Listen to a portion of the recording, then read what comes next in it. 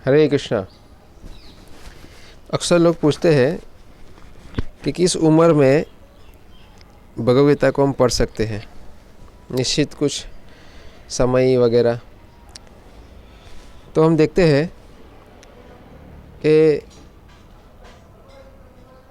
मृत्यु भी निश्चित नहीं है किस उम्र में आएगी। कोई कह नहीं सकता कौमार यौवनम जरा, बचपन में आएगी, युवावस्था में आएगी या फिर वृद्धावस्था में। तो अनित्यम, भौतिक संसार में जीवन अनित्य है, नित्य नहीं है।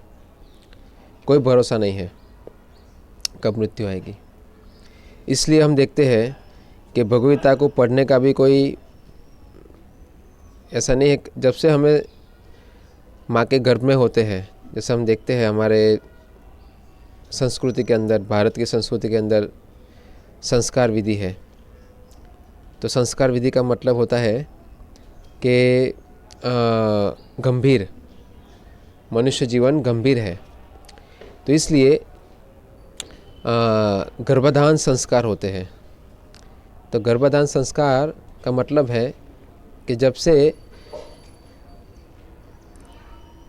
एक जीवात्मा ने एक स्त्री के शरीर में गर्भ धारण किया है, तब से ही जिम्मेदारी वाली चीज़ है ये कि एक माँ अपने शिशु को गर्भ के अंदर ही ये संस्कार दे। भगवद गीता, भागवतम, रामायण, भगवान के जो चरित्र है उनके संस्कार, उनके नाम, गुण, रूप, लीला, वो शिशु जब से पेट में है तब से ही वो माँ उसको ये शिक्षण दे। इसलिए हम देखते हैं पहली माँ, पहला गुरु कहा जाता है माँ। क्यों? क्योंकि माँ ही भगवान के बारे में श्रवण करेगी और वो शिशु के अंदर वो संस्कार आते हैं।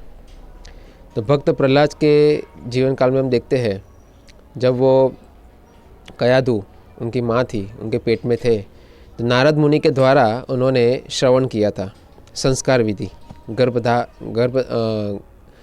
गर्भाधान संस्कार। और हम देखते हैं कि प्रहलाद महाराज, आज भी हम उनके नाम ले रहे हैं, उनकी शिक्षाएं पढ़ रहे हैं, भक्त प्रहलाद की, क्योंकि उन्होंने महान कार्य किया था। भगवान के शुद्ध भक्त थे और बहुत अच्छी तरीके से उन्होंने भौतिक संसार में भी अपनी जो जिम्मेदारी थी वो निभाई और आध्यात्मिक भी निभाई। तो इसलिए भारत भूमि जन्म लो यार, जन्म सार्थक करी करो परोपकार। भारत में जन्म लेना वो जन्म सार्थक करने के लिए है। उसका मतलब कि भारत में जन्म का मतलब है मनुष्य जन्म लेना।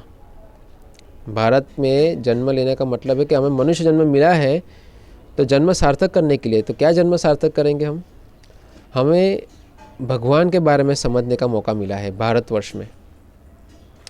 तो वो जो कमी है भगवान को समझने की, वो पूरी करते हैं शास्त्र, गीता, रामायण, भागवतम।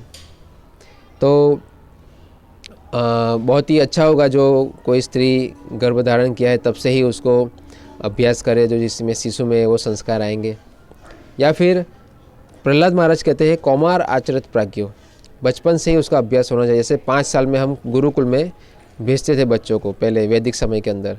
तो गुरुकुल में बच्चों को इसी प्रकार गुरु भौतिक और आध्यात्मिक के बीच में क्या है अंतर, वो समझाते थे।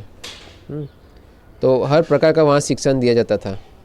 ठीक है, क्योंकि मनुष्य जन्म दुर्लभ है, बार बार नहीं मिलता।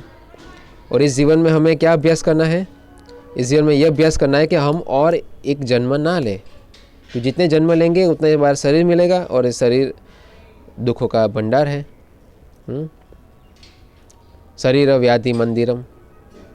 तो इसलिए जो भारत भूमि की जो शिक्षाएं है वो बहुत ही उच्च शिक्षाएं है, बहुत ही गंभीर, जीवन को बहुत गंभीर समझकर इसको लिया जाता है।